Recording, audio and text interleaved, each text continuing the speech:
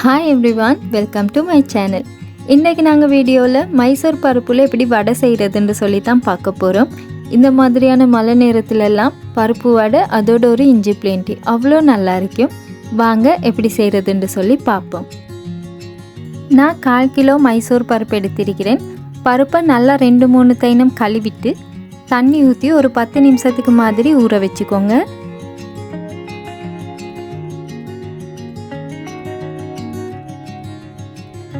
பருப்பெல்லாம் நல்லா ஊறின பிறகு இது மாதிரி ஒரு வடியில் போட்டு ஒரு 5 நிமிஷத்துக்கு அப்படியே வச்சிருங்க.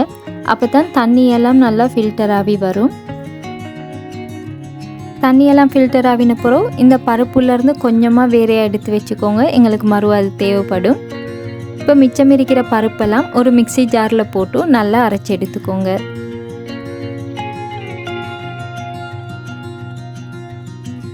இது மாதிரி அரைச்ச பிறகு ஒரு பவுலுக்கு சேர்த்துக்கோங்க. அடுத்து நாங்கள் முதல்ல கொஞ்சமாக பருப்பு எடுத்து வச்சுருந்தோமேனா அதையும் சேர்த்துக்கோங்க. அடுத்து சின்னதாக வெட்டின ஒரு பெரிய வெங்காயம், 2 பச்சை கொச்சிக்காய், கருவேப்பிலை, கொத்தமல்லி இலை இருந்தால் சேர்த்துக்கோங்க. கொஞ்சமாக மஞ்சள் தூள், மிளகுத்தூள், 2 டீஸ்பூன் கடற்தூள், 1 டீஸ்பூன் உப்பு சேர்த்து எல்லாத்தையும் நல்லா பிணைஞ்சிக்கோங்க.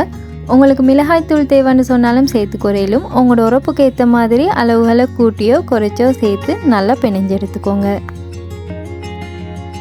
அடுத்து வடை தட்டுறதுக்கு 2 கையிலையும் கொஞ்சமாக எண்ணெய் பூசிக்கோங்க.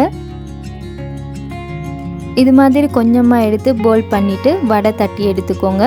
கொஞ்சம் சின்னதாகவே செஞ்சு எடுத்துக்கோங்க. அப்போ தான் உள்ளுக்கெல்லாம் வந்து மேலால் நல்ல மொறுமொறுப்பாக இருக்கும்.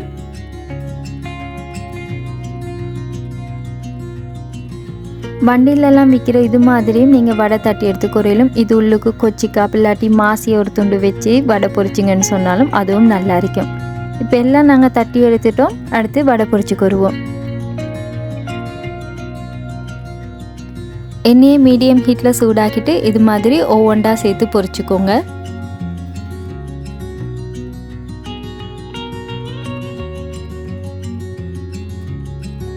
ஒரு சைடு பொரிஞ்ச பிறகு மற்ற சைடும் இது மாதிரி திருப்பி போட்டுக்கோங்க.